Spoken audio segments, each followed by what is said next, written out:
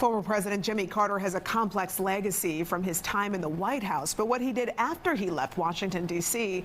might just be his most important work of all. Well, Fox 5's Tyler Finger joins us now at the live desk. And Tyler, once back in Georgia, he founded the Carter Center, of course, which has worked for decades to make the world a better place, especially for some of the most forgotten people on the planet.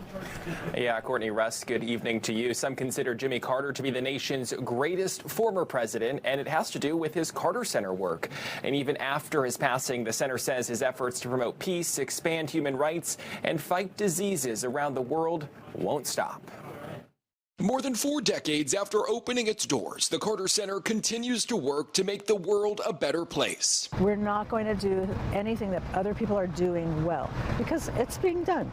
Let's pick the things that are hard. Some of the difficult issues the Carter Center will continue to tackle is something former President Jimmy Carter focused a lot on: global health. What was so interesting about the diseases that the Carter Center focused on is that they were the neglected diseases that only affected the poorest of the poor. One of those diseases is guinea worm, a crippling infection caused by a parasite when someone drinks contaminated water. The Carter Center says in 2023, there were just 14 reported human cases worldwide, down from the millions of infections in the 1980s. He always wanted to go after the most forgotten, the least of these. You know, this comes from his Christian belief.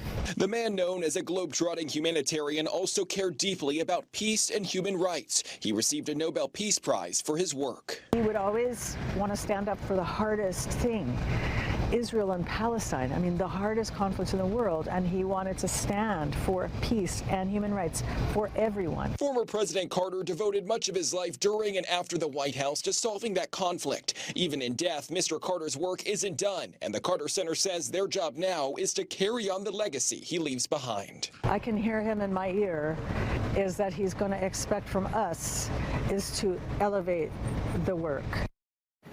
And when I asked Karen Ryan about Mr. Carter's legacy, she said he would say he never dropped a bomb anywhere and he stood for human rights around the world. You can learn more about the Carter Center by going to its website, cartercenter.org. At the live desk, Tyler Fingert, Fox 5 News. There is so much to learn. Tyler, thanks so much.